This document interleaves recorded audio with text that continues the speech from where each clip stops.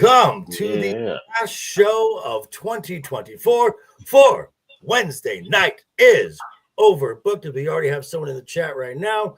Founding member Ryan. Hello, sir. All righty. So before we get started, the WWE gave us a Christmas present last week. Actually, Tiffany Stratton gave us a Christmas gift last week in the form of her ring gear. So before we get started, I just want to say Merry Tiffness, everybody. Merry Tiffness. I'm glad you said, I'm glad you stressed the F. Yes. Yeah. Cautious. Might have misspoke. Yeah. I'll share my comment from earlier is somehow she gets her breasts to be even tanner than the rest of her. You know, there's something with that. She hit the vital areas. So, getting the show started here to my stage right, we have Right Eye Humble, Midline Marcus. For here, he is forever known as the man who created our intro, the wonderful and talented LeftEyeEgo. How are you, sir? I'm doing great, man. I'm anxious to see how we rank these top for 2024 and see where I'm right and the rest of y'all are wrong. Yeah. That's cute. That's cute. That's your black privilege speaking, my friend. I know, right? That was. I apologize. He poked out. And right below him, we have the real life Survivor Series winner. That is Matt. Matt, how are you, sir? Hey, doing pretty good today. You know, still on the road to recovery. Maybe I think I'm 75% of where I was before the hip went out. You know, it's been a surreal experience in the real life Survivor Series. You know, but I'm dropping the big elbow on the hurt. No tsunami splash going here. I gotta get him in position first. You know. Okay, gotcha. And to round out, we have our resident legal expert when any of us are in legal trouble, which is nobody, thank God. We have Brad Duke Devil 95. How are you, sir? Doing pretty well, keeping an eye on my dog who's finally worked off the anesthesia from his surgery this morning. Oh, fun. All righty. So, Saturday, we had the final big event, I guess. It was not a premium live event. The abundance of commercials told us that.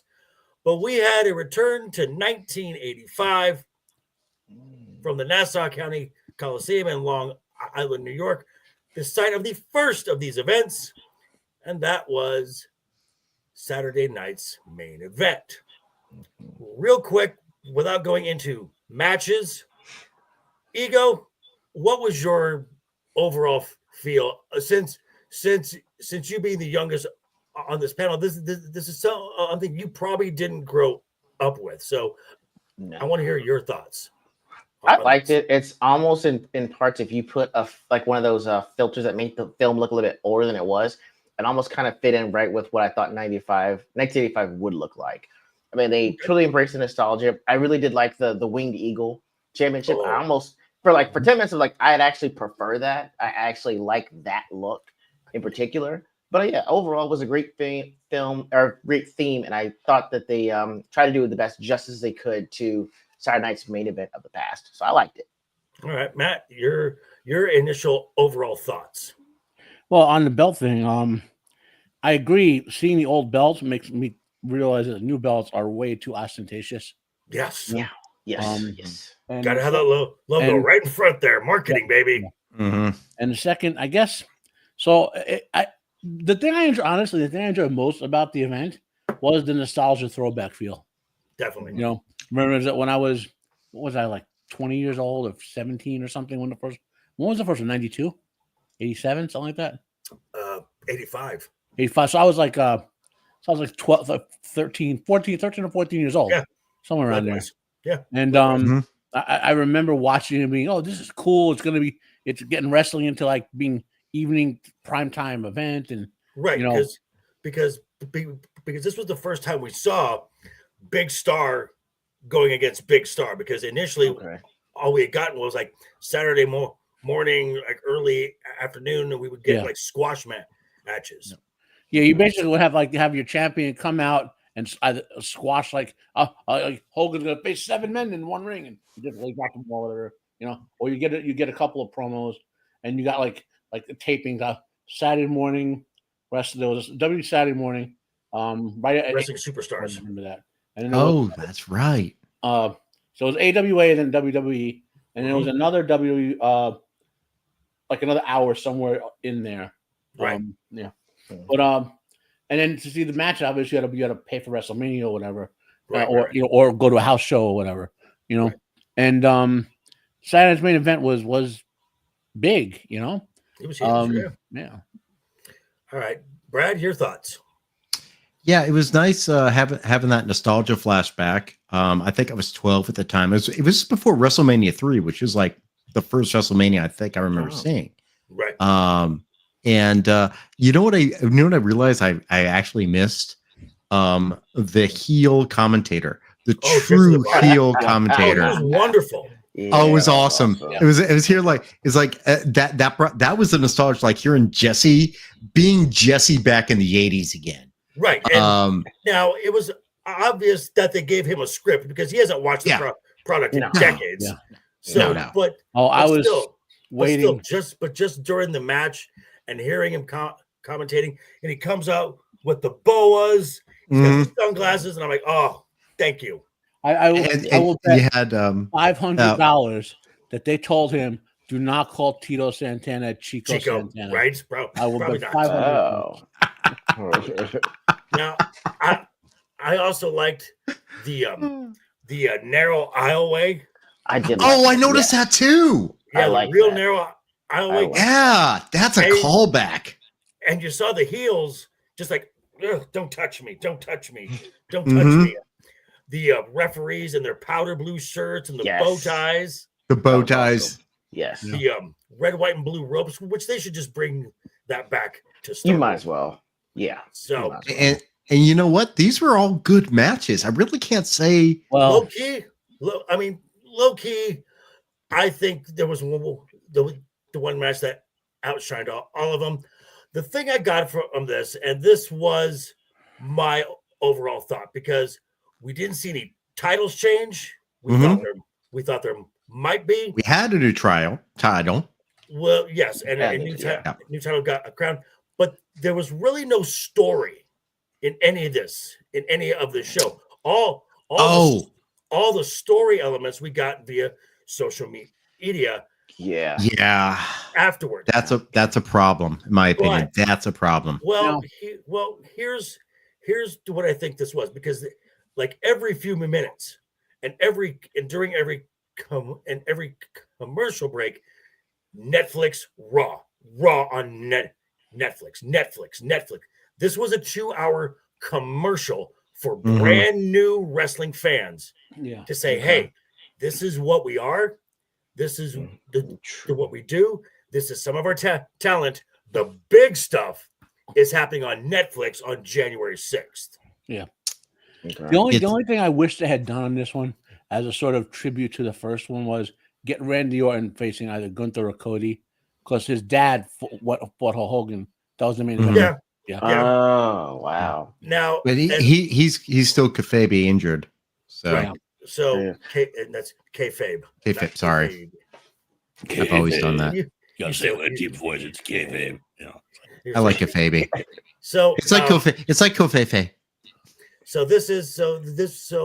And main event was generally, you didn't see a lot of titles change hands on an event, but you always saw angles being played. Yeah. So let's go with the first match of the night, and that was Sami Zayn versus Drew McIntyre. This match was short, but effective. Mm-hmm. They were all short. They were all short. Me personally, Sammy and Drew, this was a last-minute addition. Okay. Because Bronson Reed got injured. This was supposed to be Seth Rollins and Bronson Reed to end that feud. That'd have been nice. Okay. So, but Sammy and Drew are two of the best on the roster. I mean, you could tell them to make a match 5 minutes before show time, and they're going to give you something worth worth a watch. The other thing is it also showcased the change in Drew's character, Right? where to more of this mercenary, assassin of the Roman cult, basically. Well. Here's the thing, because in social media, as he's walking back to Gorilla, he says 1 down, 4 to go. So now the question is, okay, you got Sammy, Jimmy and Jay, Roman. Who's gonna be that? Who's that other one? Heyman. Take out Paul. Take out Paulie. Yeah. Because on Raw, he gave CM Punk an out. He said at least CM Punk, that's right. He said at least CM Punk got something out of this. I can respect that. Yeah. Or he made a deal. That's right. Or go back 2 years ago, Clash at the Castle, Cardiff, Wales. Who debuted in that match between Roman Reigns and Drew McIntyre? Was it Solo? Solo. Well, look, we all know at the end of all this ball, there's going to be one giant bloodline led by Roman Reigns. That's going to be heel faction. That's where. So it's going to be Roman guys, maybe 8 guys in a giant bloodline that's going to fight everyone again in 2026 or something like that. So that's what, very possibly.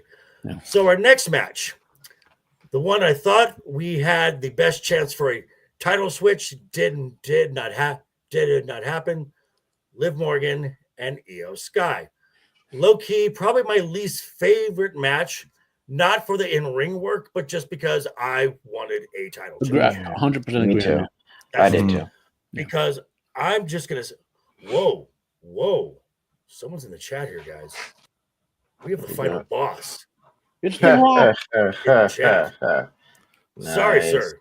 Sorry, Dwayne, but Dwayne, you're as host of the show, you're not really the most liked person on the show. I'm just saying. I mean, you were fine in WrestleMania 40. Merry Christmas to you, sir, as well. That's fine. And sorry about Red One. Yeah, and the Moana is also dying too. But anyway, so this was my least favorite match, mostly because I wanted a title shot. I wanted the title to change hands. We didn't get at that, but the in-ring match was fine. I mean, you really showcased who Io is, and I mean, and that knee that Liv took from Io. Yeah. That was rough. Yeah. I mean, her nose was legit starting to bleed. Yeah. Now, Liv being the opportunistic heel gets the win. The one thing that I've been noticing about, especially with Liv, especially during this title run, is as long as it's been going, but it's been showcasing her, Liv can sell with the best of just about anyone. That's just my. I remember seeing some reports, legit reports, that thought maybe she had a broken nose. Yeah, no. Which she doesn't. No, okay. No, I mean, if you watch the Netflix thing today, she did not have a broken nose. Yes. But that all being said, I'm agreeing with Joker here. Like, they needed to drop this title. They just, it's such a long, drawn out nonsense with her and Rhea. It's not their fault. Rhea keeps getting injured. Right. And they need to drop the title to someone, then let Rhea and Liv finish their feud without any complications. I agree. Let Rhea chase down whoever gets the title. I agree with that, but I agree. But at the same time, after taking myself out of the emotional standpoint of this, and just be like, I'm like, okay, I understand. Io, there was a stopgap because they didn't know how long this injury was gonna be. Let me put it this way: the title needs to be its own thing, not a subset of what a plot device in your feud. Yeah. Yes. I get you. Yeah, I get that. Like Cody wasn't chasing Roman; he was chasing the title, and Roman happened to have it. Right. Cody started out winning the title, not defeating Roman. So our next match, which low key I thought was the best match of the night, was the triple threat. Yeah. Damian, Finn Balor, and Gunther. I thought this was the best match of the entire show. In terms of wrestling, yes. And then I'm liking Damian Priest more now. he's growing on me. He's I mean, it's not. Yeah. And this was a bad week for Finn Balor, as on Monday he and J.D. McDonough lost the tag team titles to the War Raiders. Just gonna shuffle him off to SmackDown, probably. I think all three guys overall worked well together. Yes, they told a good wrestling match story. Yeah. Yes. I mean, because triple threats can be problematic, but it really worked well. I thought it made it work. Yeah. And then you got the story element, where again, as Gunther's walking to the back, and he's like, "I don't know why I was ever worried. I went into this match the best, and it showed that I am the best, and I will always be the best." And I'm like, okay, confidence is back. And I'm glad that's gone because I never bought that storyline. Well, they did the smart thing with Gunther. That same thing they did with Breaker is they took them off their like Goldberg like trajectories, and like with Breaker, obviously they did have him lose the title and get it back and all that. But with Gunther, they notched down the sort of arrogant like bit, let him self-doubt, so he didn't have to lose the title for it. But it brought him, brought him back into like eventually he's going to lose, but the build is a lot slower now to that loss. Yes. And Thomas, in a triple threat match, the champion does not have to be pinned to lose the title. So if either Damian or Finn pinned each other, Gunther would have lost the title. Now I would agree it was the best match on the card in terms of the match work.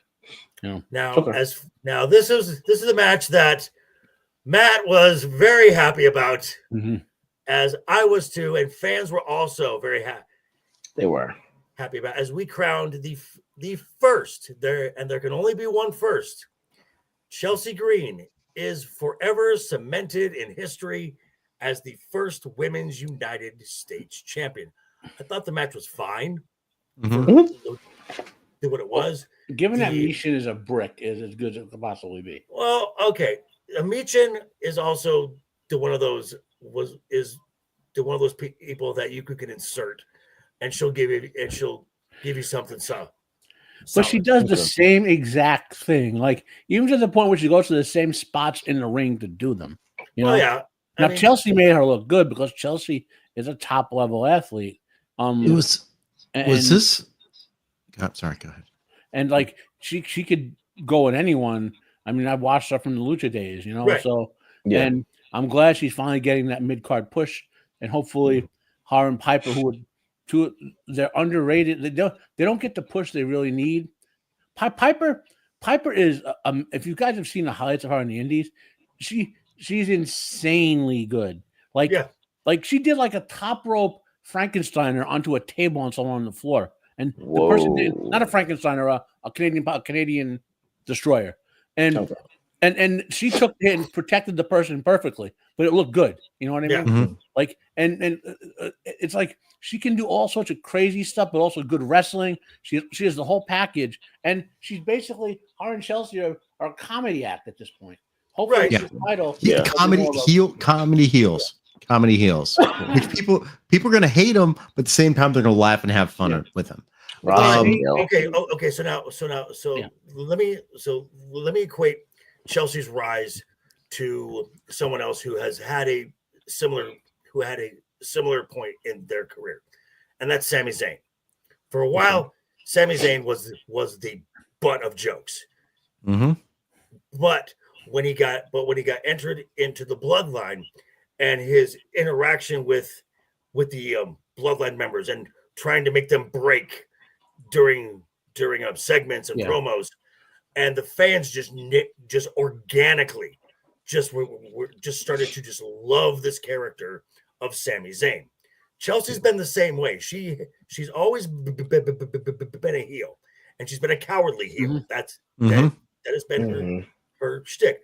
But she's become such a lovable doofus, I guess, that when she starts to win matches, it's like, oh, cool. I like her. Yeah. And she's starting to win. Yeah. So Yeah. it's become an organic thing that she's gotten over Yeah. with the fans. She makes Is that move, her finish to the on prettier. I hate that move. I hate it too. She actually makes it look like it really hurts. Because I Yeah. guess because she's so long, it makes it look really spiking the person, you know. Right. But Yeah. maybe I wasn't paying attention to prior matches. Is this the first time she's brought back her bride theme? Gosh, Because she was wearing like the bridal white. dress. Yeah. No. Has she done that before in WWE? I forget. yeah, she I know changed that her was outfit around, but depending on what I guess she's going to do in the ring when she gets there. right. I remember before WWE, before she came back to WWE, she was doing that whole gimmick with like the jilted bride thing. Am I missing that, or No. am I thinking someone else? The I didn't know that. the aesthetic is still there, like just like the big train and everything. Yeah, she still yeah. does that. Okay. And then I came to the main event: Cody Rhodes versus Kevin Owens for the WWE Championship. To no one's surprise, Cody Rhodes won the match. That's not what I saw. Kevin Owens won the match. Well, Cody Rhodes won the match, and then the show went off the air. Okay. Then the real story happened. This is the mistake. No, well, I again, kinda like- I don't think it is a mistake because again, this was a 2-hour ad. This was a 2-hour infomercial, basically is what this was. So the story for us fans, we were like, huh, and then it's like, oh, and it gets talking and talking and talking. Yeah. No. Jesse was not wasted in this match at all. He was wonderful in this match because he was the heel. Because he was that classic heel commentator who in this match was really the voice of common sense. Really was what pretty much. it was. And he cheated. He used the chair. Well, but he never got a chance to use it. Cody Rhodes hit Kevin Owens on the chair and pushes the evidence out of the ring. This is your champion. Oh, no. And I'm like, oh, God, Jesse, thank you. Yeah. Jesse would do the same thing about Hogan. He would do the same thing about Savage. He would do the same thing about the Warrior. That's why it was classic Jesse. It was great. Classic heel commentator. Now, so the package pile driver, which was a Kevin Steen move, not a Kevin Owens move. That's the move he was doing in Ring of Honor and on the Indies. This is where the story has started, and it sucks for Cody Rhodes that it took how many months of a title reign to finally get a worthwhile story? 6 months. 8 months. Wow, 8-9 months. Yeah. Yeah. I mean, Ooh, they've bored us with Cody's story since then. Right. Yes. And to the point to where there's a lot of Cody hate in the IWC. So. Well, then in their defense, and I'm only saying this just to play devil's advocate, he is still the number one or number two Merc guy, and so if he's not dropping, there's no incentive to change what they're doing. Right, exactly. Right. And he's John Cena now. That's all. He's basically our current John Cena. Yeah. Okay. So we're gonna move along here really quick. Now, we have questioned the decisions of WWE pretty much since we've started this show. Well, the two other big promotions have really done some questionable things. A lot of questionable things over the last week. So we're going to start with TNA, as this came from the Wrestling News. Some wrestlers are not happy about Tessa Blanchard returning to TNA. Just to give a little background at first, Thank you. Tessa Blanchard is the daughter of Tully Blanchard. Mm-hmm. She is a third generation pro wrestler. Her father was one of the Four Horsemen. Oh, okay. So she has a pedigree. She's actually quite good. Now, as far as an incident, there was an incident in Japan, and where she not only spit in the face, but used racial Word. epithets toward another talent, De Rosa Negra, I think her name was. Mm-hmm. And at one point, she was booked to win not the Knockouts championship, the TNA championship, which she won. And then she posted a tweet, and had she not done this, no one would have known any better. But she made a tweet where it said, where her holding the TNA championship belt, and it said, when women support women, look at what can happen. The floodgates opened. Huh. This is again an example where people need to read the tweets they're about to post and think to themselves, do I really want to post this? And then they need an app to say, do you really want to post this? Well, And then it comes back and says, are you really certain? Sure. And the third time, if you do it, you may be effed. you have to Okay, be real careful. I write because- myself off. I because just, how much of this is actually kayfabe? Because for Oh, it's- an example, she was married to a Mexican guy, and she worked the last 4 years in. It wasn't all in CMML. Was it? Was the other Yeah, it one was. AAA? Yeah, it was. I It thought was. AAA. She did a little AAA for a while. Anyway, She did. So and that's all like if she was a racist, they would have murdered her down there. Well, okay, so let me say this, because the tweets, the responses back, De Rosa Negra mentioned the moment in Japan. People such as Chelsea Green, Mhm. Isla Dawn, and a couple other notable, well-known names have said that she was a bully. She would intimidate. Oh yeah, that's not surprising because she's raised old school and that Right. old school mentality of bullying the people down, the new people and all that. That's Right. I But guess you would say the pre-corporate attitude. right, but the fact that but also the fact that she never issued a public apology for the racial comments. Now, there have been pictures with her and Negra in the last few years. So if anything was said privately, we don't know. But still, the court of public opinion is out. Now they announced this. Apex, I think, is the parent company that owns TNA. They made this move and did not tell any talent, any executives until the deal was done. Mm-hmm. Now, someone who pushed back against this was Jordan Grace. Now, Jordan Grace apparently is the program for Tessa Blanchard, because Jordan Grace is up. Obviously, her contract is up in a matter of weeks, and she's going to the WWE. Mm-hmm. They want Jordan Grace, who was opposed to bringing Tessa back, Drop the belt. to put Tessa Fuck out of here. over. Nah. So, my personal opinion on this,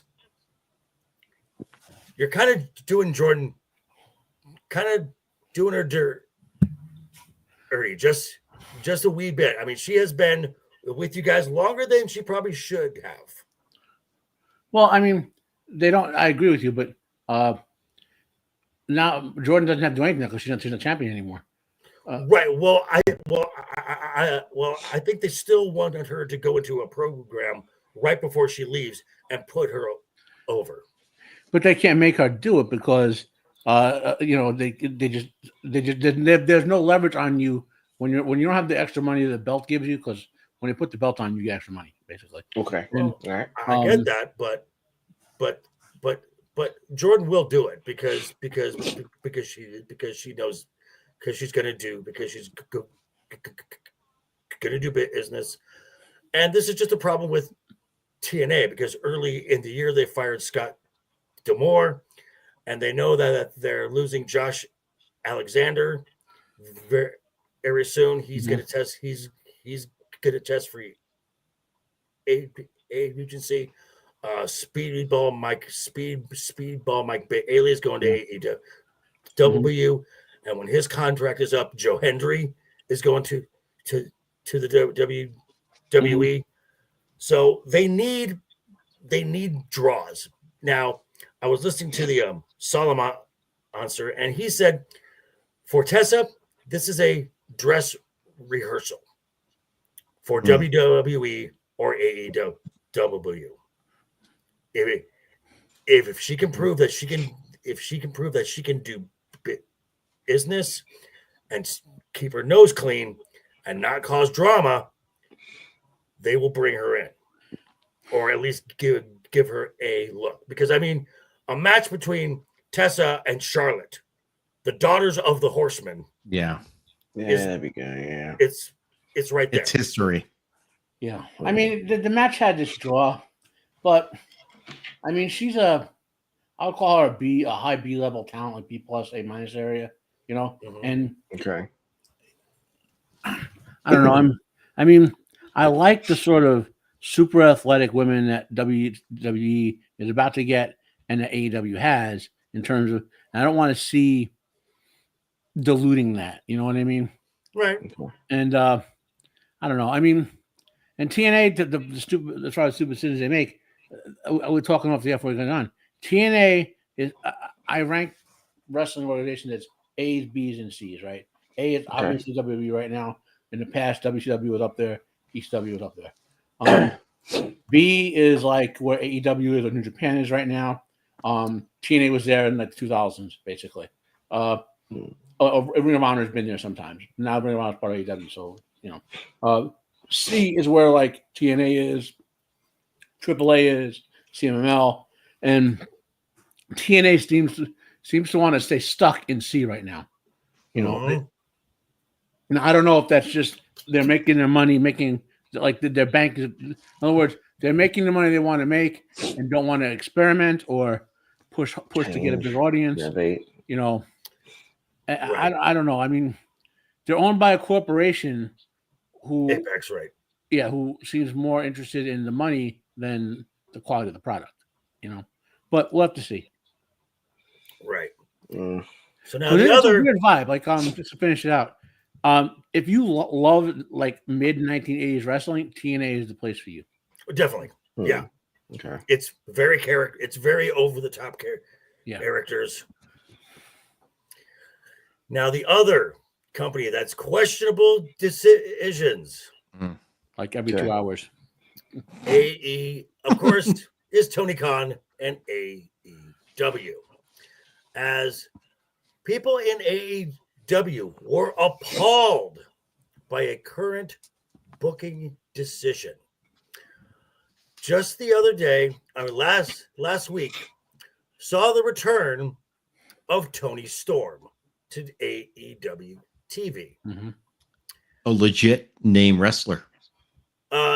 Try the biggest star on their entire roster. The biggest star on their entire roster. She's the number one. So like if like Roman had gone away and finally came back, I would start him on speed, right? That would make sense. So you're jumping ahead of me here. So instead of her return match being on the flagship show, Dynamite, or at least being on the secondary show, Collision, they had it on Rampage.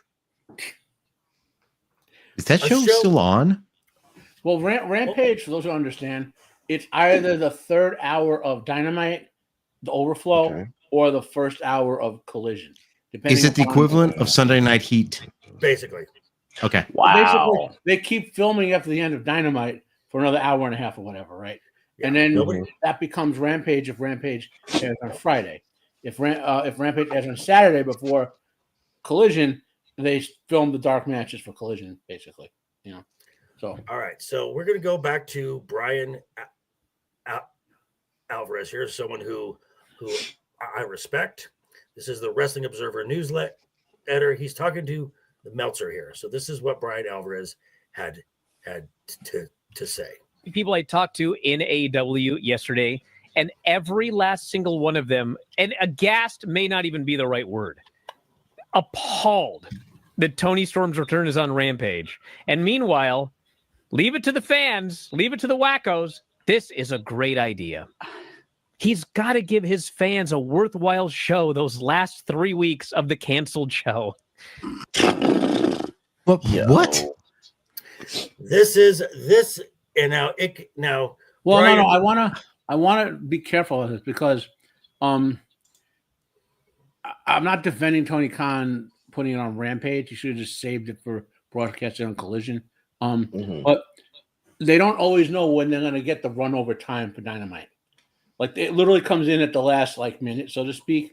So the idea might have been to get her as the last match of Dynamite, but they didn't get the overrun time, so it became the first match.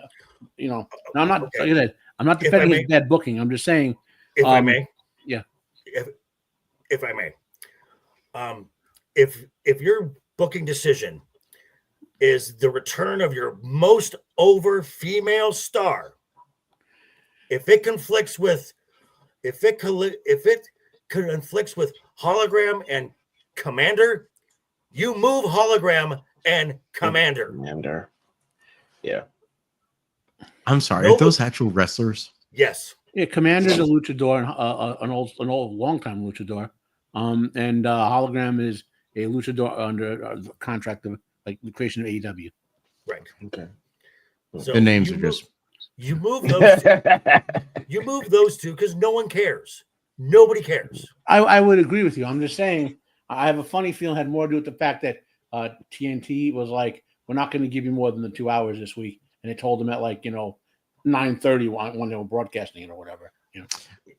does anyone else get the feeling that like Tony Khan is like a kid playing with his Star Wars toys? Yeah. So Yeah. So Brian Alvarez went on further to say, and I am paraphrasing here. Said you could have 200 people lined outside of Tony Khan's office say the exact same thing, and Tony Khan will do what Tony Khan wants to do. Because Tony Khan, and I hate to use this term because I know it gets some folks mad, but the more we see what Tony Khan does, the more CM Punk is right. This is not a business predicated on selling tickets and making money.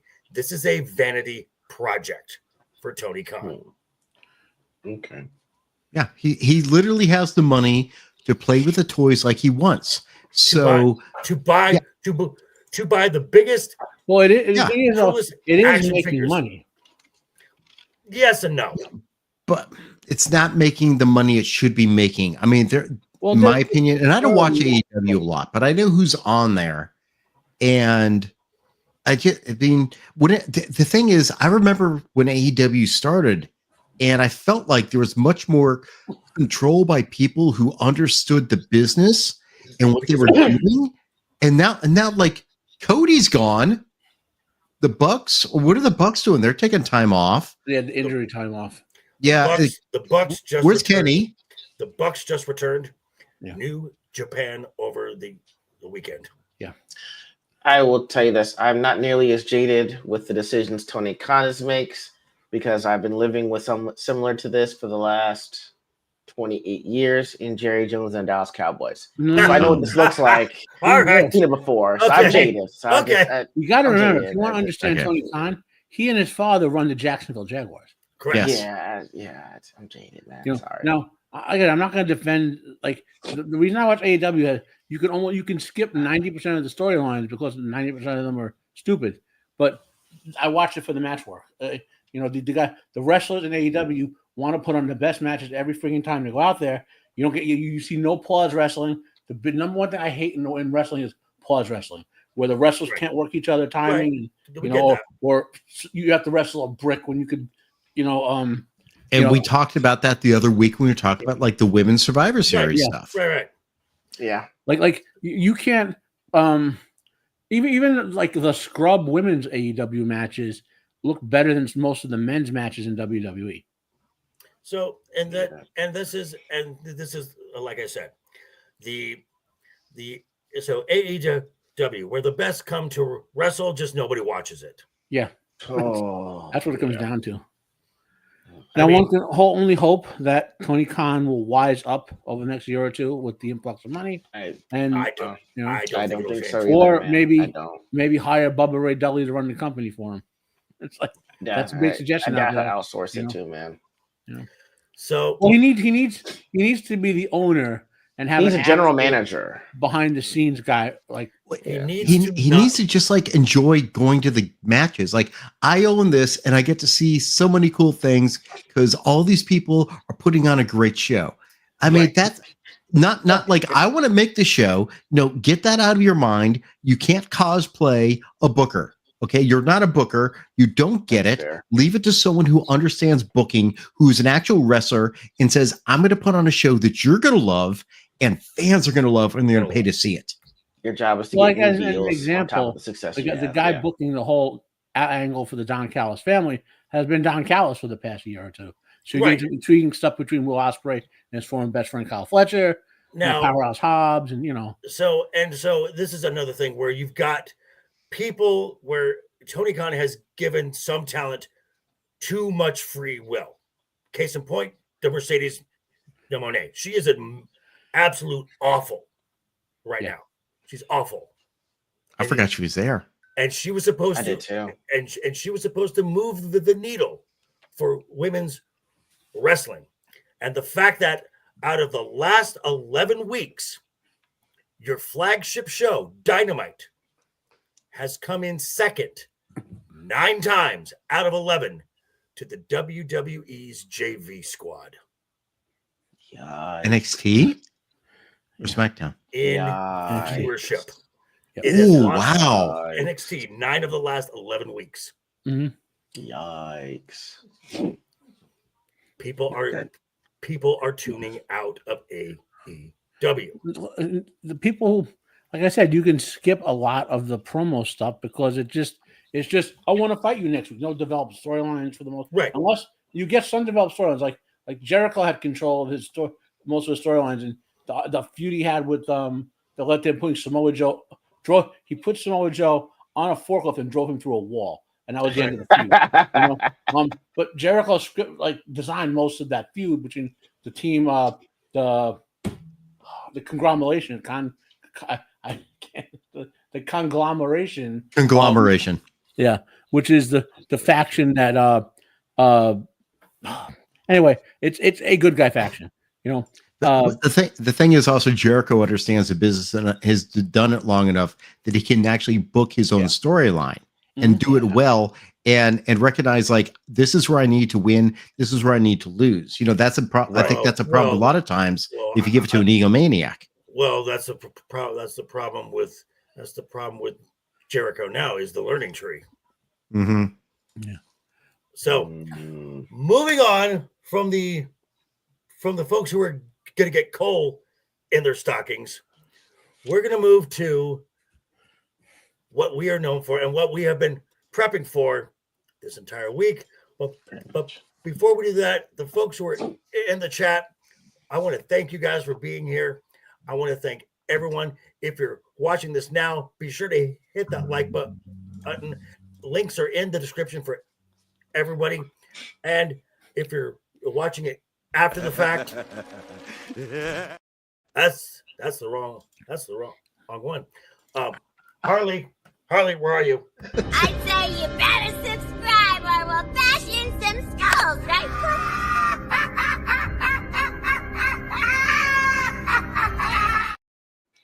So again, like and subscribe. We have got everything down in the description. I'm a few hundred hours away from getting the show monetized and possibly by year's end. So if you got an extra laptop or something or an extra device, I've got tons of playlists. Just put on the playlist. You can turn the volume to almost zero and just let it play. What if I went into my office and put everyone's YouTube running in the background of all your stuff? That's 25 computers. That'd be awesome. Minimum. Take it. A browser, open up tabs on them all, mute the tabs, and tell your employees don't touch the other tabs. Yeah. There you go. Let's see how that goes over with IT. Okay, so it has come down to this, the first ever Over Awards, which, by the way, gentlemen, I want to thank you for being on this journey here with me. Raise your glasses, please. Here's to 2025. Yes, sir.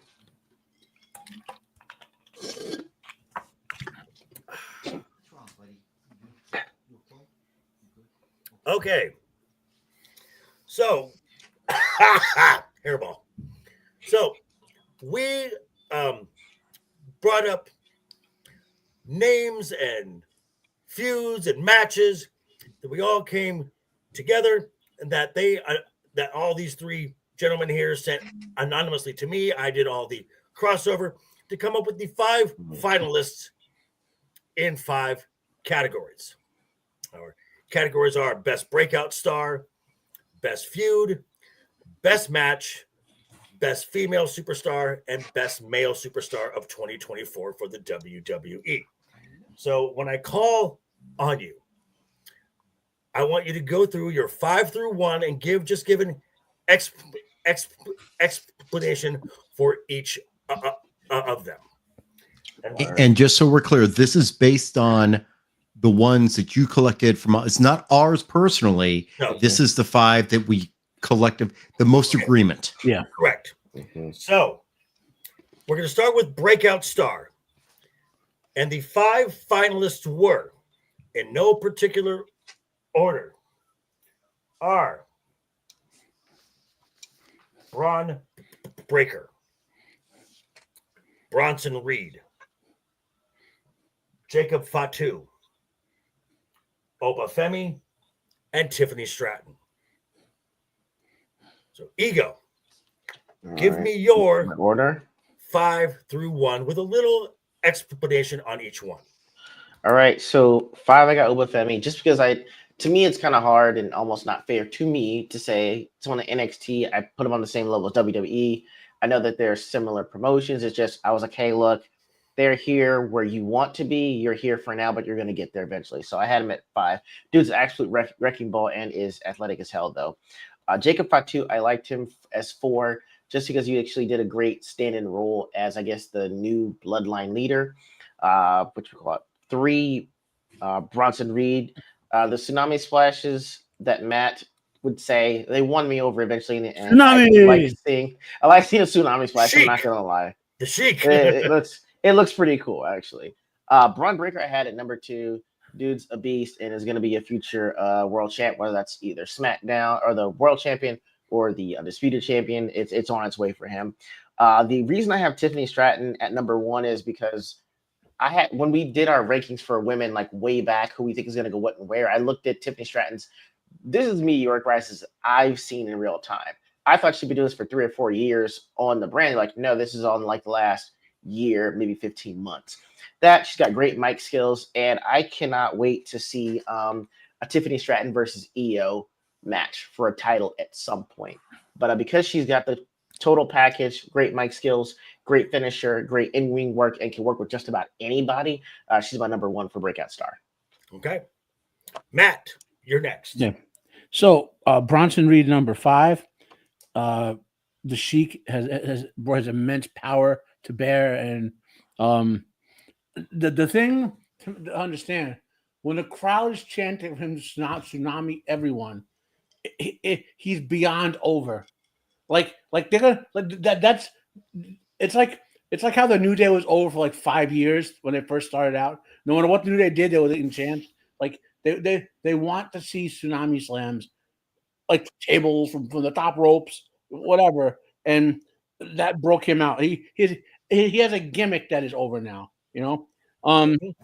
Number 4 is Tiff, and she would have been 1 or 2 if she had cashed in the thing already. They've dragged her storyline with this thing out way too long, and so she dropped a few points for that. Number 3, I have to rank these. These are tough.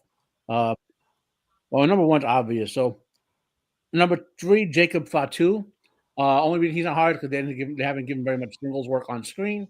Number 2, Obafemi, the dude. He is the next coming of the big man, and if they don't mess him up, if they do it right, when he comes up, he's like kind of imagine Braun Breaker, but like at 6'5" and even more athletic. Like the dude has everything in the ring. He's crisp, he's clean, he can perform, he can put other guys over, and when he comes up, he should be the next big thing. And number 1 would be Braun Breaker. And when he did that course correction to make him take him off the Goldberg track, with the loss, and then regain the title. He is on the port. He's number 1. Okay, Brad, 5 through 1, Okay. breakout star. All right. I'm going to go with number 5, Tsunami Reed. I agree with everyone, although I do want to see more personality. I mean, the Wrecking Ball is awesome, and he's carrying it well, but we definitely need to see more, and hopefully when he gets back, we can definitely see some more. Obafemi, I mean, I've just started watching some of his stuff, and dude is just like waiting. He's just waiting. Yeah. As soon as he gets the call up, it's going to be big. Number 3, I'm going with Jacob Fatu. I mean, he is his own wrecking ball in a way. He doesn't have the mic skills, obviously, but I don't think he needs to have the mic skills. But when he's in the ring, he's a force of nature. Yeah. He literally has like Joker says all the time, it's like he can do anything. He literally can do anything right now. And when he gets in there, it's like, oh shit, I got a problem. Number 2, I'm going Tiffany. I think her character, she's got her character down, and that to me is always great. That for me, wrestlers need to have their character. You can have great in-ring ability, but until you have a character down, it's not good. Number 1, I'm going with Braun Breaker, because, and I really agree with what Matt said. He needed that little vulnerability to make it more believable. We're not at the point we can do this Goldberg shit anymore. So Braun Breaker, I think he is. I mean, look at the dude. Dude is he's muscle. He's little human muscle. He's got the pedigree. He's got the mindset, where he was trained. And I just he's going to be even better. I think once he gets his voice better, once he gets his ability better, but what he has done so far, I think that's why I'm going to put him of these 5 at the top. Okay. Mine, I went with Obafemi at number 5, simply for the fact that he's in NXT. There's not enough eyes on him yet, but if you've watched his matches in NXT, the man just has it. Absolutely has it, and he's a completely homegrown product. So that's impressive what they've been able to do with him. The guy he has a knack. What he does in the ring. I mean, that match last night with Action, when he gave him that slap on the back, ow, that hurt me. It's brutal. So, and then number 4 was Bronson Reed. Again, just now he's becoming a star, a main attraction on Monday night. It's a shame he had to have surgery on his foot, but all indications are he's on on the road to recovery, and we wish him the best because we miss him already. Number 3, everyone's favorite Samoan wrestler, and that's Jacob Fatu.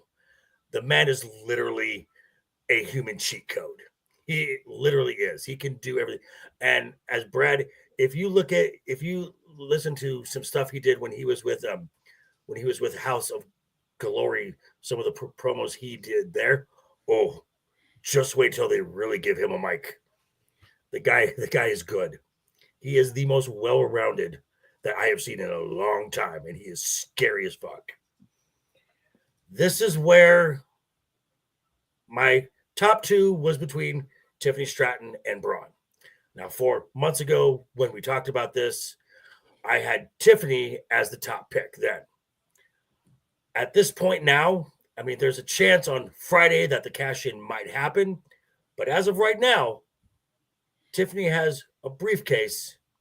Braun Breaker has a belt. Mm-hmm.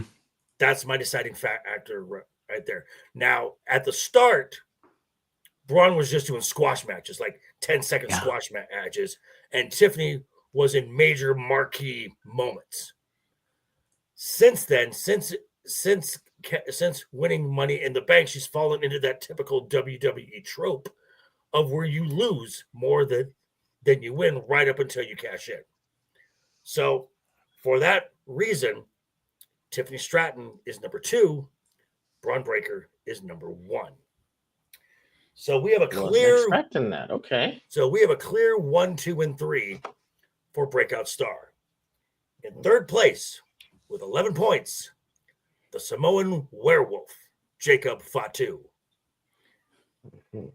Number 2, it's Tiffy time. Tiffany Stratton. And number 1 with 19 points, the badass dog, Braun Breaker. Yeah. Okay. Now we're going to go to best feud of 2024. Ego, we're going to start with you. The only feud of 2024. Ego. All right. So hold on. Just so we know. Go ahead. The finalists were the Bloodline with anybody. Just insert a name, because that's basically what it was. The Bailey versus Damage Control. Liv Morgan versus Rhea. Drew McIntyre and CM Punk. Or Sami Zayn and Chad Gable. Ego, you're 5 through 1. All right. 5, I got Bailey versus Damage Control, just because I can't really remember or keep track of how many people are in Damage Control. I know that 4. I think she was in it. 4, yeah, I think she was in it. They kicked her out, and they have a back and forth thing going. It was just, I guess, too much for me to take in at the time, so I really pay that much attention to it.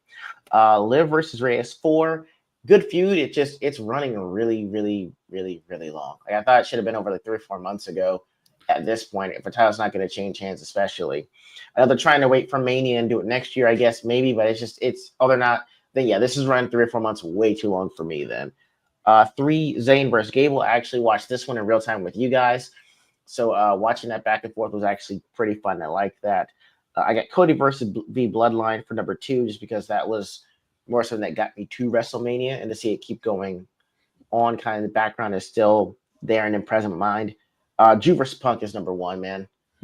It's great, might work, great guys that are in-ring wrestlers, but I think when you have to have a feud, it's more than just running around and like doing surprise attacks. It's the mic work after, or the mic work for the confrontation before you actually guys throw down. So that's why I got Punk Drew as my number 1. Okay. Matt, you're 5 through 1. Sammy and Chad, it didn't intrigue me at all as a feud. It just felt contrived. Number 3, no, that's number 5. 4. That's number 5. So number 4 would be, it's a toss up here. I'm gonna go with the Bloodline here, only because it felt like the Bloodline wasn't one long continuous feud with anyone. It was like feud with this guy, feud with that guy. It felt disjointed until we finally got to where we are, you know. Mm-hmm. So that means number 3 is Bailey and Damage Control, which I enjoyed that it concluded. In other words, Bailey got jumped out of the gang. She got her revenge, and we all moved on. Now Liv Rhea might have actually been number one had it concluded, and Rhea didn't get hurt. So I'll give it credit because it was a really good feud for the first chunk of it. But that's number two. It just got hurt by the injuries, and now we can sense that's meandering and Right. and all. Number one, obviously, Drew Punk. There's no contest. I mean, those two guys sold the hell out of that, and with real life stuff, mixing in real life kayfabe and all that, and the match work was excellent. I'm trying. It was a Hell in a Cell that was worth being a Hell in a Cell, if you know what I mean. Mm-hmm. And yeah, so yes, this is on the list. All right, Brad. Ditto everything Ego said. That is my exact lineup. You could only remember 4 feuds when we submitted all this stuff. So that's why at the bottom I had Bailey and Damage Control. I just don't remember it. Yeah, it's very hard. Yeah, so I mean, like, if of those, I like it there. Liv and Rhea, I'm like, it's still going. I'm tired of this. I mean, it's going to be Raw on Netflix. I'm like, dude, just stop. And it started out so great, Yeah, it's just, you know what? It's like the MCU was great, and it should have ended with Endgame, and they keep going and going, and it's just hey, here's Captain Marvel. Hey, here's the Eternals. I'm like, this sucks. Okay, it's terrible. Sammy and Chad, I enjoyed it. I liked it. I thought both of them sold it well. For the Bloodline, I'm going OTC versus Solo Bloodline personally. I think it capped off well with War Games. I thought that was well done. And come on, Drew Punk. I honestly, I kind of want more. I kind of want more. It's just done. I know it. I know. It's so weird because I'm like, I wanted Liv and Rhea to end because I got tired of it, but like, I'm not tired of this. I think they're both just like really doing well playing off each other. So I enjoyed the hell out of that one. They're building towards another round of it. Oh, so yeah, I know. Punk and Drew are both like wandering battleships in the ocean, firing at anyone they come across. So my 5 through 1. The Bloodline I put as 5th because really it's insert somebody, you get a feud going, but this feud is not done. This Bloodline storyline is going to go for at least another year going on with this. And with the amount of folks that'll be coming in, it can keep going for some time. I went with Bailey and Damage Control. It really picked up steam at the Rumble this year. Bailey won. And then we started seeing the dissension in Damage Control. Bailey got her revenge at the WrestleMania. Nice conclusion to that feud. Mm-hmm. And then Kyrie, Dakota, Asuka, and Io got moved to Raw. So you've really ended that feud then. Sammy and Chad, the building up of the friendship at first, and then kind of Sammy, after winning the IC title, in Chad's mind, not giving him a title shot right away, and then him turning on him, which then formed the Alpha Academy and then American Made and where we're at now. It all started with this feud. So I didn't hate it. I just wish Chad would have won more, but that's just me. Liv and Rhea as the best women's story all year. It's been the only women's story really of note all year. And Matt is right because of injuries. They have not stopped their original plan. The plan is always for Rhea to get the title back. It's because of injuries. It's been drawn out. So January 6th, that comes to an end. And then obviously Drew Punk, because this started actually, this feud actually started in December of last year Mhm. after Punk returned. And Drew and Punk had a little mic comment back and forth. Yeah. It took a turn at the Rumble when Punk got injured. Mhm. They didn't step into the ring until August. Yeah. So this is all mic work. Character work. This is all Yeah. character. This is all mic work. Excellent build-up, Yeah. And it's just how good these two are. And this has literally been the best Drew has been in a long, long, long time. Drew McIntyre is interesting. Yes. Now. So we have a tie for third, a clear second, Clear and first. and a clear first. I would say Drew Punk is probably my top 10 all-time feuds. It could be. So with 10 points each, Sami Zayn and Chad Gable and the Bloodline. Number 2, Liv and Rhea, and a clean sweep, Drew McIntyre and CM Punk. It would be wrong if it was not. Correct. Absolutely. All right, we're going to move from feuds to matches. The finalists were Cody Rhodes versus Roman Reigns, Night 2, main event, WrestleMania 40. Bayley versus Io Sky, the match right before that at WrestleMania 40. We have Gunther versus Randy Orton at King and Queen of the Ring. We have the women's Money in the Bank ladder match. And we have Punk and Drew, Bad Blood, Hell in a Cell. Ego, 5 through 1. Start us off. You got it. All right. Fifth, I got Bayley versus Io, simply because I know Io can absolutely go, and some spots things looked a little bit slow. In the end, Bayley still gets her WrestleMania moment, which I'm not going to hate on. It's just slow in some spots. 4, I've got Gunther v. Orton. I give him credit for the match being almost 35 to 40 minutes. Decent, but I mean, I'm used to bigger spots than that. And you just do not like a Gunther match. That's the thing. I haven't found one that I really liked. He'd have to go get someone that's like faster and more athletic for me to like. Be like, oh, it's a contest between speed versus strength. Flashy versus. I'm sorry. What's the word looking for? Good. Simpler. No, I'm not even gonna say basic. Good. It's Gunther wrestles his opponents. He doesn't outpower them. He doesn't outspeed them. I know it's more like it's catcher style wrestling, I guess. A throwback to that, but it's just you like Flash. I do. I really do. And that's fine. That's totally fine. Gunther is almost like Obviously. Olympic wrestling compared to pro wrestling. And it's just hard for me to take my mind away from that when I see him wrestle. 3, I got women's Money in the Bank because I like big spots, and I cannot lie. This offered plenty of them. I was a huge fan. I saw what you did there. Don't make that. Yes. Thank you, sir. Thank you. I appreciate that. I was fantastic. Love the spots. There was a lot of flash and some substance that was there too with the spots they did with the ladder. That was awesome. 2, I got Drew versus Punk Hell in a Cell. That was awesome. Again, thank you guys for introducing me to CM Punk via the documentary.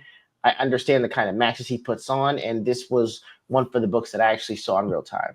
I can't beat number 1, Cody v. Roman Night 2 WrestleMania. Inclusion of a 2-year storyline. Cody Rhodes finally gets his WrestleMania moment in front of his family and friends. The Rock tends to try to spoil things, but he winds up being a non-factor, which is the way I would have liked it. So everybody kind of got what they want for that. And again, watching this match is what brought me to you guys for this. So I can't have it at number 1. All right. I like it. It brought you to us. It did. Good. It did. For no other reason. Yeah. All right, Matt, you're 5 through 1. So, of the matches that are here, okay, Cody Roman is number 5. I felt watching it, it was just a little too long, a little too many full finish kick-outy stuff. The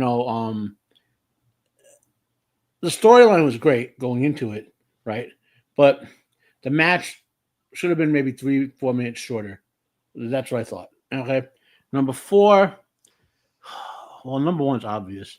Of these matches, again, number 4, Bayley and Io. Again, I actually enjoyed that one a little more than I enjoyed the Roman Cody match. Two great women wrestlers working together, putting on a great show. Storyline implications, obviously, with the breakup and all that. So number 3 is the women's Money in the Bank, which was shockingly good. Now, and I was okay. So number 2. So there's 2 matches left on this list, and the reason number 1 is number 1 isn't just technically. Well, number 2 is Gunther Randy, right? That's technically to me a more better match than Punk Drew, but when you add the storyline element into it, the storyline completion, all the drama, like wrestling in general, when you have a match like Hell in a Cell and you lead into it, just like in AEW when you had their version of Hell in a Cell for Hangman Adam Page and Swerve, which like those guys, it was personal. They were like burning each other's houses down and stuff, like Drew and Punk, it was personal. The bracelet, the family shots, the matches, like whenever one of them would lose a match, it'd come back like a roach crawling out of a volcano or some stuff like that. Like the storyline led into that match and elevated it to be the WWE match of the year, over Punk, over Randy and Gunther. All right, Brad, you're up. All right, I'm going to go number 5, Money in the Bank. Women's Money in the Bank. It was not on my list when I. What do you go? Sorry. Respect that I did pick an NXT match. That I did pick an NXT match. Okay. So did I. But I mean, it was a solid match. But ultimately, for me, when I look at the matches overall, it's not just the wrestling ability; it's also storyline being told. So that's where I come in and look at the stuff. So that's why I put number 4, Io versus Bayley. 2 solid wrestlers telling a good story related to damage control and everything. That was good. Randy and Gunther was my number 3. Gunther's got that old style wrestling. He's got that old style wrestler body. It's not chiseled. You look, Randy's just like muscle and just built, and those dudes wrestled. It was good. He put on weight. Yeah. The Randy is just shy of 300 pounds now. Yeah. He's bulky and looks mean. Yeah. But Gunther, like I hate to say it, he kind of looks doughy. But dude wrestles like a mother. He's amazing. Just go back and watch NXT UK matches. Mm-hmm. Walter. That's Gunther. He was a lot before he became larger. Gunther. Yeah. Right. My number 2, Cody and Roman. Storyline wise, it's great, but the reason I did not put it number 1 is because a little too contrived. Literally, Cody standing in the ring, and I hear, in my mind, Anthony Mackie go, "Cap on your left," and then the portals open up and all the other Avengers appear. So that was Endgame. Number 1 for me, of course, Drew versus Punk, Hell in a Cell. I mean, it was building to it. You had the storyline behind it. Dudes put on solid effing match. Yes. So for me, Cody and Roman, WrestleMania 40 comes in 5th. And again, I'm not. This is not saying that the match was bad. These are all great matches. Great matches. Yeah, it's top 5. Right. And again, I get chills thinking about this match because when the 1, 2, 3 happened, this emotional weight is off our shoulders. We are in the Paul Levesque era. The ghosts of Vince McMahon are gone. The emotion that is there. Samantha Irvin, God, I miss her already. Her voice cracking as she is overcome with emotion, announcing Cody Rhodes. It is everything you want the spectacle of WrestleMania to be. My number 4, Gunther versus Randy Orton. You want to talk about just a back and forth professional wrestling match.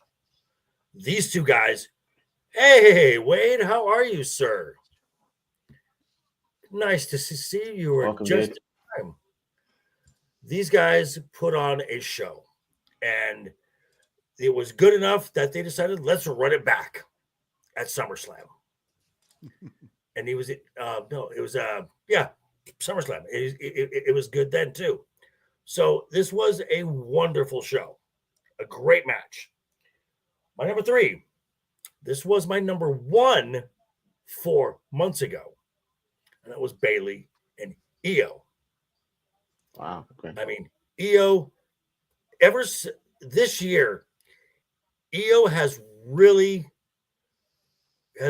come into her own. She started off as a heel, and folks were loving what she was doing in the ring. She turned into a baby face, and now she's starting to sell stuff in her face, the way she's doing her flips and doing her little head stuff, and she's getting way more, and she's adding her little yells, which Ego's starting to low-key starting. I enjoy that.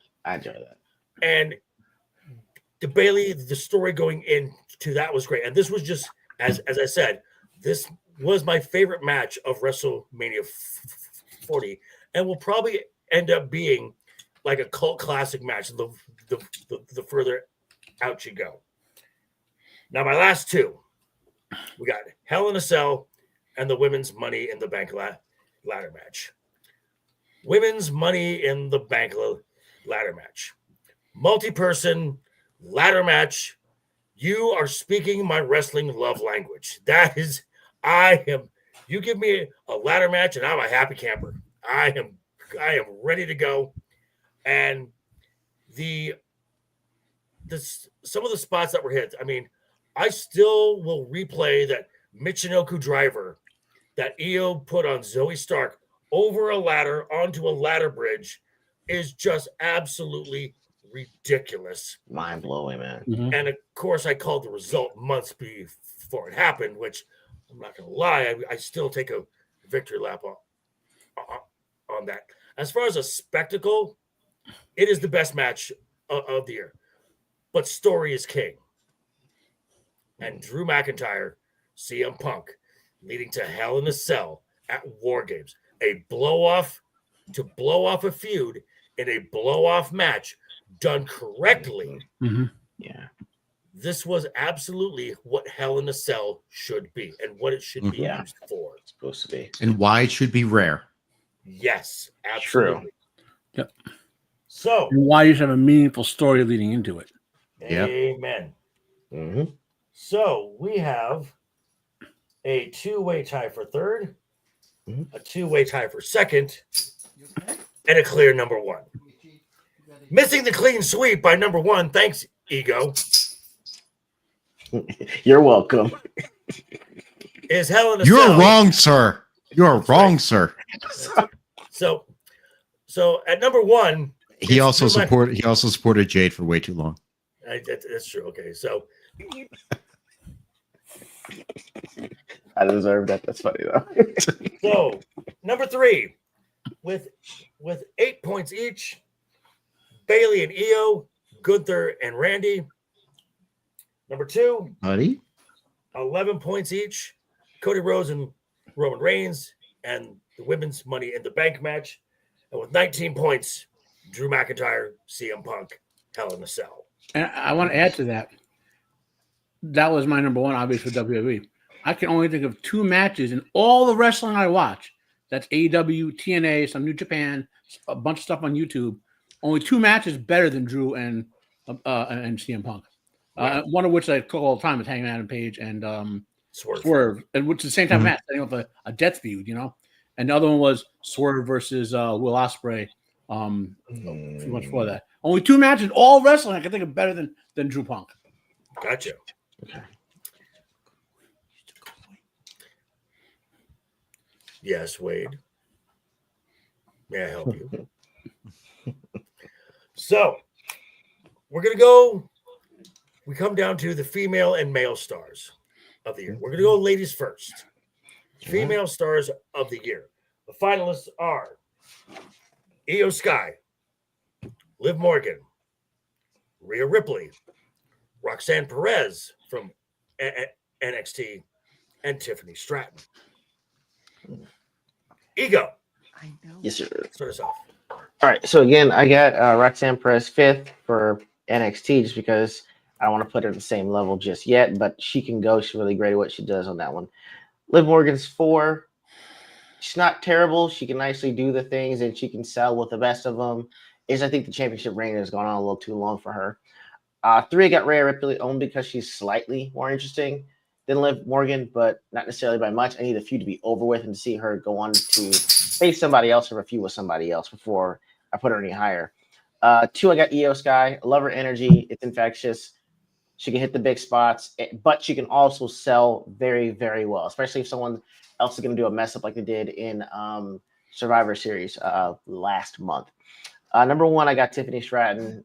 Whole package. Can't wait for her to be champion and to start a legitimate feud with the next wrestler. It's going to be one for the books. But yeah, I'll be back in a second, guys. Number 1. All right.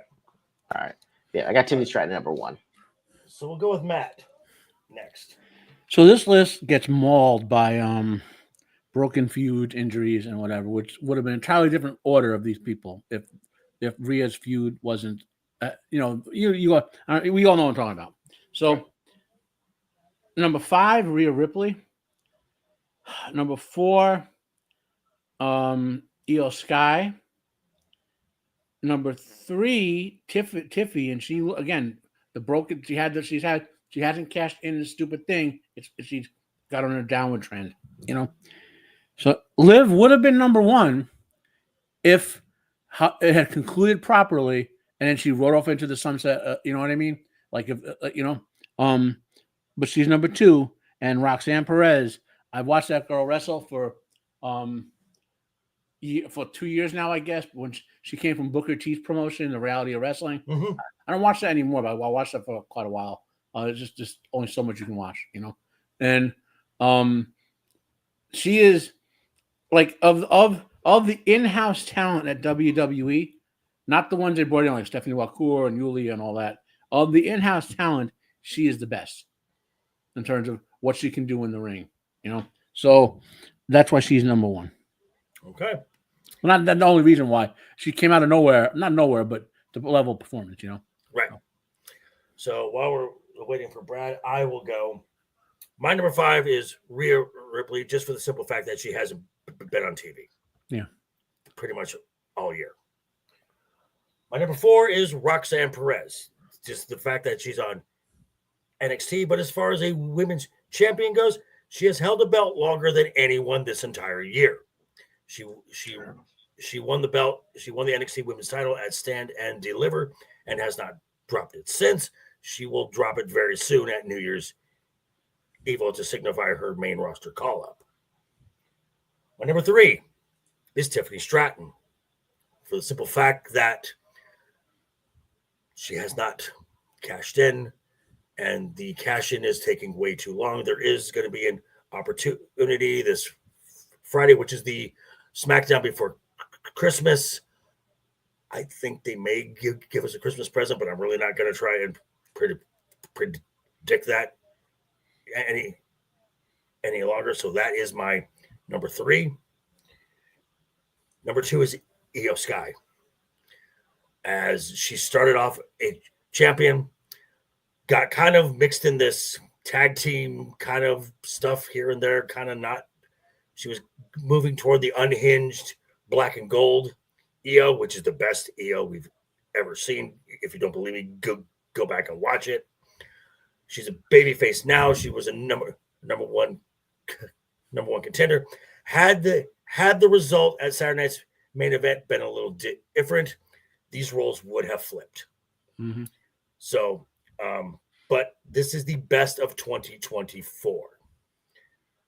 I'm going to start off with runner-up at the Royal Rumble.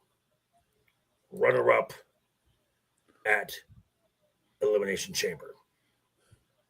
Took out Rhea Ripley. Runner-up in the Battle Royal to crown the vacant Women's World Championship. won the Women's World Championship at King and Queen of the Ring.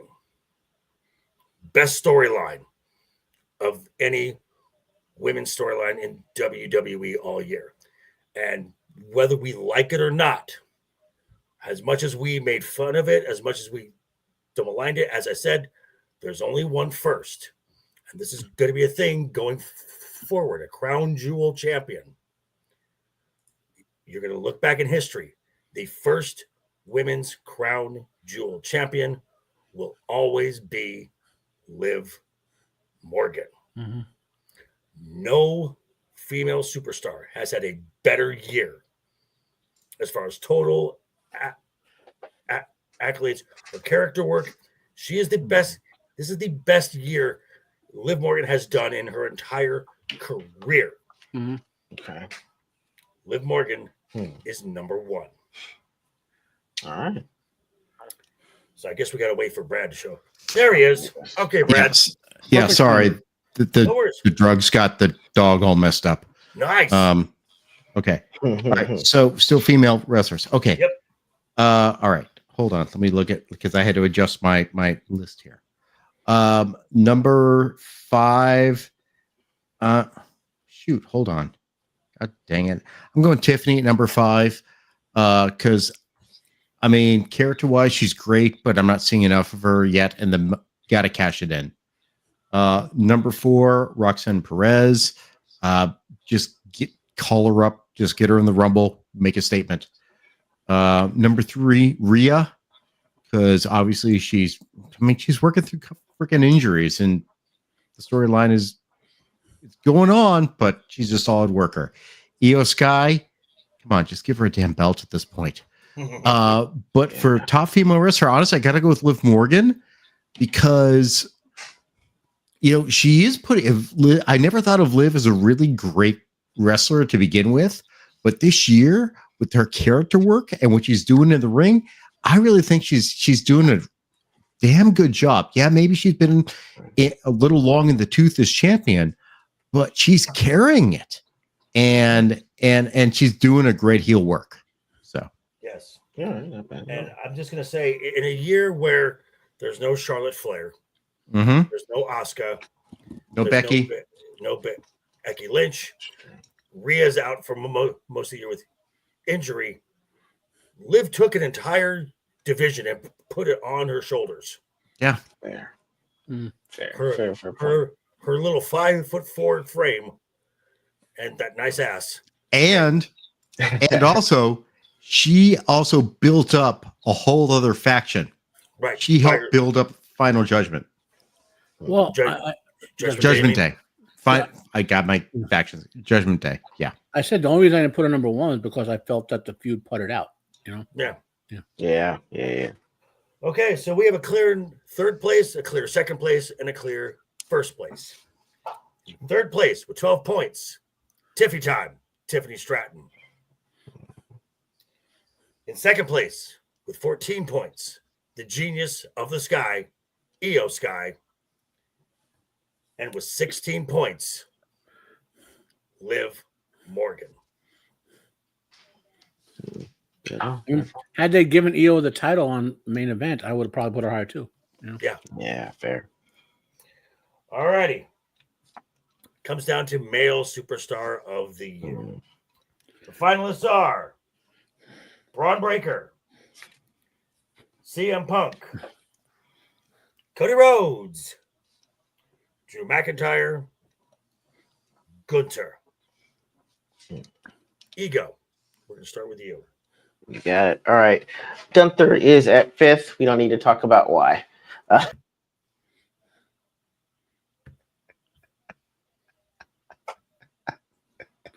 Well, wait. I'm real quick before Ego continues.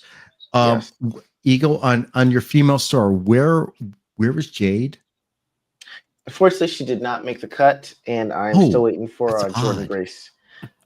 Bastards, all 3 of you. Okay, the collusion and shit. Okay, She was above the list on Oh, she didn't Gotcha. do the She was list ahead was of her on not the worthy of her. She was ahead on the absolute page. collusion. Do not like this. I got Drew McIntyre at 4. At least there's some athleticism and there's some speed that's there to go with the strength. 3, Cody Rhodes.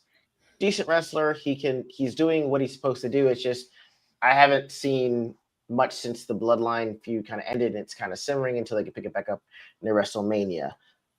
2, Braun Breaker. Again, fantastic wrestler. I just think that he might need to either improve on the mic skills or need to be a Paul Heyman guy to put him further over the top as a champ. CM Punk's number 1 because dude's absolutely box office.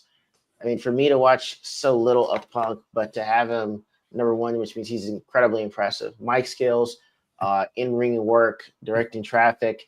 When they added him Survivor for Series only in November, I think. Just watching him actually free wrestle like that in that kind of environment was fantastic. And again, dude's box office on the mic, in the ring, and setting things up. So he's number 1. All right. Brad, you're up. All right. Number 5, I got Braun Breaker. Solid in-ring worker, going to be better. Got to improve the mic skills. Number 4, I'm putting Drew McIntyre. I mean, him in the feud, it's been great, but he kind of fell off, and now I think he's actually getting more interesting now than it was a little bit. No, I'm doing some audibles based on my prior stuff. So number 3, I'm actually putting Cody at number 3. In my original list, I had him higher, but I'm thinking he's a little too John Cena for me right now. And he's just like holding the belt, and it's only now that he actually finally has a challenge. He was a champ. He was the undisputed champion since WrestleMania, and no one gave a shit.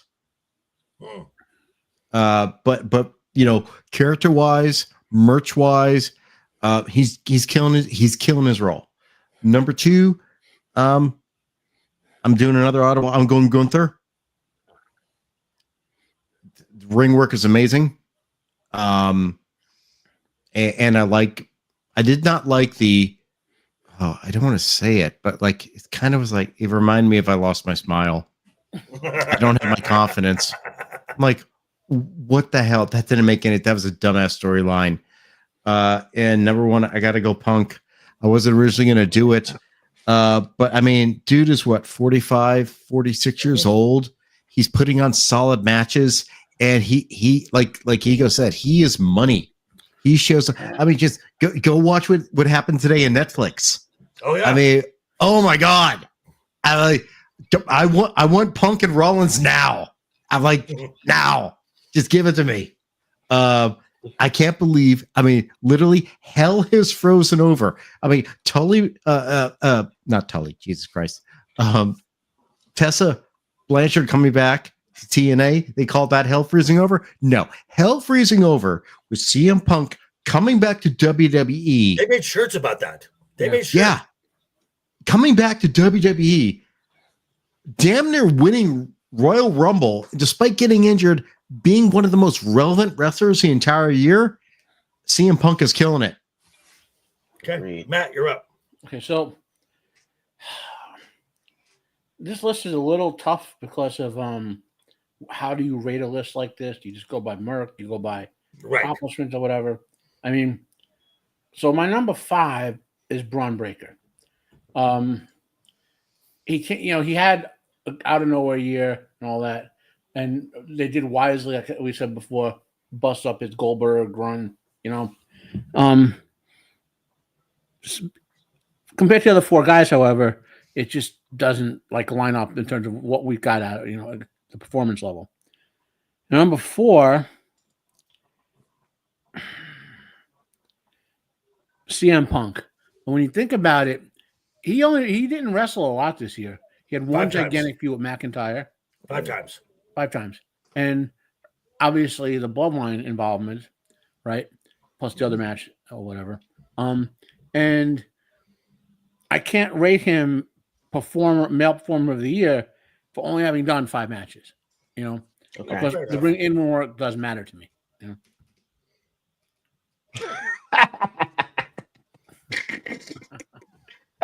You know, that leaves him with Gunther, Cody, and McIntyre. True. So, how to rank these guys? Like, okay, I'm just gonna do straight from what I enjoyed. Number 3 will be Gunther. You know, he's still rising. His storyline is establishment of a long-term champion. He's, you know, so he's like simmering to a boil compared to the 2 guys at the top. So, now top 2 guys, I know I can't cheat and give them a tie. So this comes down to industry presence versus being part of the number 1 storyline of the year, in a sense. And I'm going to go with Cody number 2. He's the number 1 Merc guy. He included a gigantic storyline at WrestleMania. And on my matches of the year, right after that at Backlash, him versus AJ Styles was the best pure wrestling match WWE had the entire year. Okay? Go back and watch that match. It's an amazing match. So all of his match work has been top tier quality all year. He hasn't had much of a storyline for the past 5 months or whatever. Yeah. You know, but he's still selling number 1, and that matters. You know, so that's number 2, and that leads me to Mr. Drew McIntyre, the guy who I honestly did not expect the level. I don't mean the in-ring work, but the level of promo work, character work to put together a storyline with. Like, we knew Punk could do that storyline. We knew that, you know. For McIntyre to equal him for purposes of that storyline, and put over the top, he's the male star of the year. Yeah. Okay. I would definitely agree. The fact that a couple of you guys in your list you sent me, Drew was not in your list, and I'm like, you are insane. Ego. Okay. So my number 5 is Cody Rhodes. I mean, again, the metric, he is the top guy. He is the white bread babyface champion, and he is killing it as far as ratings, merchandise sales. What was it in Fanatics? As like all their sports merch, he's in the top 5. His logo is in the top 5. Mm-hmm. He's killing it in there. Number 4 is Braun Breaker. Again, the pedigree needs not to be explained. Explosiveness, just banger matches. Gunther came in number 3. The man is simply a machine. And talk about being booked properly. Name someone who has been booked better than Gunther. How many matches has Gunther lost all year? See that? Okay. 2. How many matches has he been booked to lose his entire WWE career, going back to NXT UK? Oh, okay. Yeah. Wow. Yeah, they're giving him a Ric Flair like build up. Okay. So that leaves the best match and the best feud. Drew McIntyre and CM Punk. If they are not your top 2, there's something wrong as far as the WWE goes. And it just comes down to who I like more. I think Drew has had the best year of his career. And had he been in a program with anyone else other than Punk, we would not have the Drew McIntyre we have now. True. CM Punk is box office. Again, his music hits, your ears perk up. Yep. The microphone, you listen just a little more intently. This is not the time you go to the fridge to grab a beer. No. You're paying attention. So, Drew McIntyre, number 2, and CM Punk, number 1. Even though he was only in 5 match settings all year, the work he did, character, story, promo work, everything, he has been the best performer of the year. So we have a two-way tie for third, a clear number 2, and a clear Clear number number 1. Tied for third with 11 points, Gunther and Cody Rhodes. And number 2 with 13 points, Drew McIntyre. And 17 points for the first annual Over Awards. The Male Performer of the Year is the Second City Saint, CM Punk. Who would have thought we'd be saying this in 2024? Yeah, right? Yeah. Who would have thought we would have been saying CM Punk's name associated with the WWE? WWE. Oh, yeah. Oh, yeah. So, yeah. So that's going to kind of wrap up the show. But I just want to say I am so glad that we have taken this little thing and kind of kept it going and made it our own little pocket, little fun time, because this is one of the best things that I look forward to every week, because I get to talk wrestling, and it goes back to what we've all done. We've all been in the genre space as far as YouTube, and a lot of folks have asked me, why do I go to wrestling? And I'm like, well, it's really the same thing. It's storytelling. True. It's just a different medium of telling stories. Yep. So before we say our goodbyes, is there anything anyone would like to say as far as the holidays and well wishes and do whatnot? Brad, let's start with you.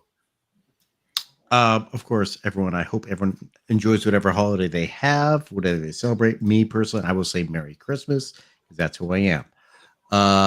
As to being on the show, I'm literally here because I started watching on a Wednesday night, seeing Joker and Ryan go back and forth, and I just jumped in the chat.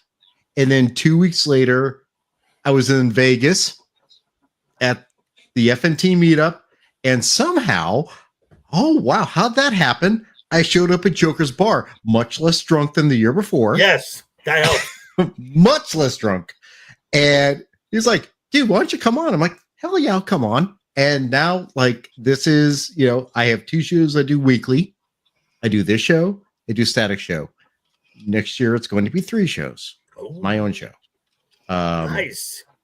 Yeah, wait, are you going to be reviewing Starfleet Academy every week with Becky Lynch in the start?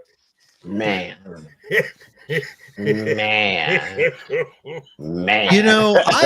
I was saying nice stuff about you, how you he took himself off. No, I you know what I'm gonna do. I want to actually get back to look. As I just did a video on Skeleton Crew and shit. I want to talk about stuff that's good. We need to talk about stuff that's good. That's one of the things I like about this show. We talk about the stuff that's good, and there is so much good stuff out there that we are missing. So that's why sometime in January I will be doing a Deep Space Nine live watch. I got to figure it out. I'm going to get Static and Fracture to help me figure it out. But I want to start it before my birthday, because that's the second week in January. And it's going to be Sunday afternoons, my time, Pacific time. That'd be like 12 or 1. And anyone wants to come in and watch DC Steiner talk about it, let's talk some good Star Trek. We got to celebrate the good stuff and not worry about the bad stuff. But yeah, so I really appreciate Joker. I mean, we've known each other a couple years now. You invited me on, and I've been having fun. I got back to having fun watching wrestling again. Yeah. Haven't done that in a long time. So it's fun to go back and relive it and remember why I liked it to begin with. So thank you, man. You're welcome. LeftEyeEgo. Man, if only I knew, I'd been like, oh, I like wrestling. Would bring me here. I would not have believed you guys. Back when you were saying you watch WrestleMania, I was like, yeah, sure, I'll come on. I had no idea it was going to be this fun doing this and just talking wrestling with you guys. Seeing it from the analytical and the storyline takes to go with what we're seeing in match.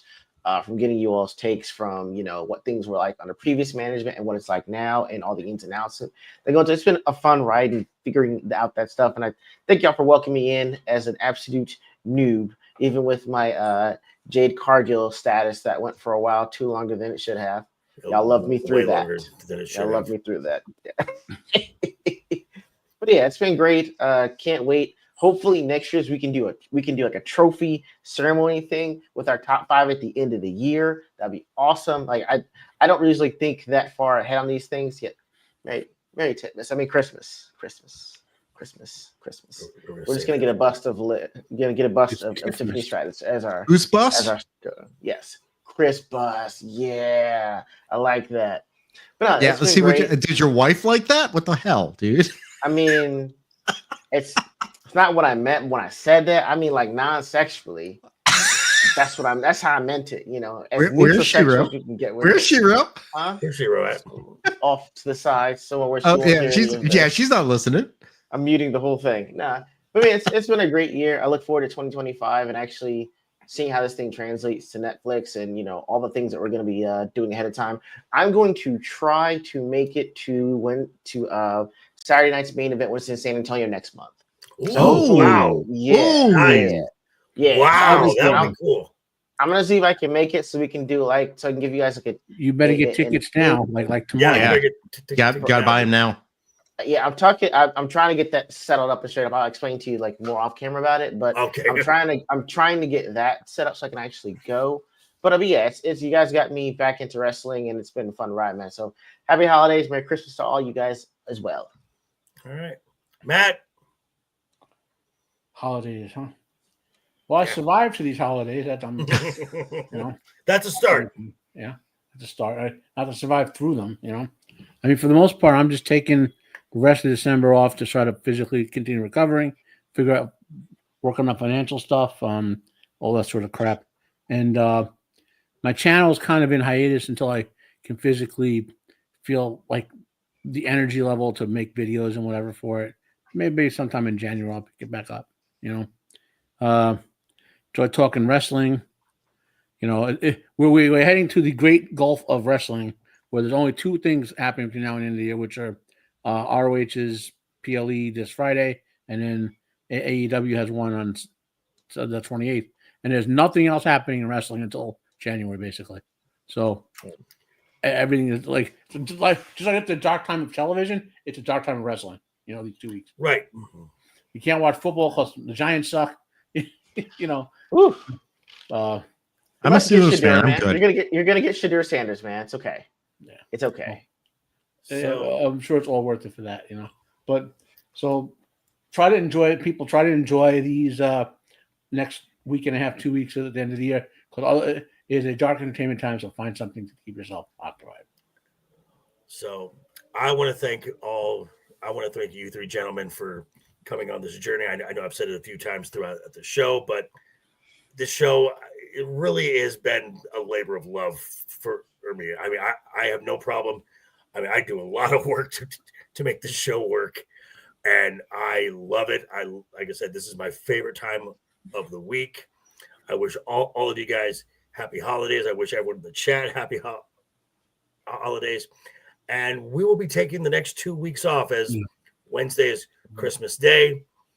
The Wednesday after that is New Year's Day. So the next time we come and see you will be right after the debut of Monday Night Raw on Netflix, which is being booked as a mini WrestleMania, as one night of WrestleMania. And right after that, the following night is New Year's Evil, the first big event for NXT. And again, as if this is Tiffmas, what time of year? Merry Tiffmas, folks, and happy holidays. Keep talking. Tiffy definitely keeps us smiling. Is she talking? No. Well, she's kind of singing, but there's no sound. I hear the communications of breasties. And until then, folks, until next year, toodles. And here we go.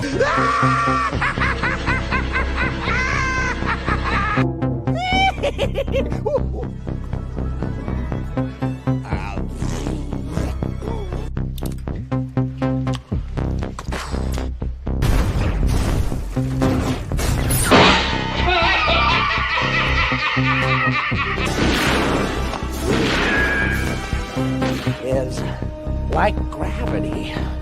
All it takes is a little push.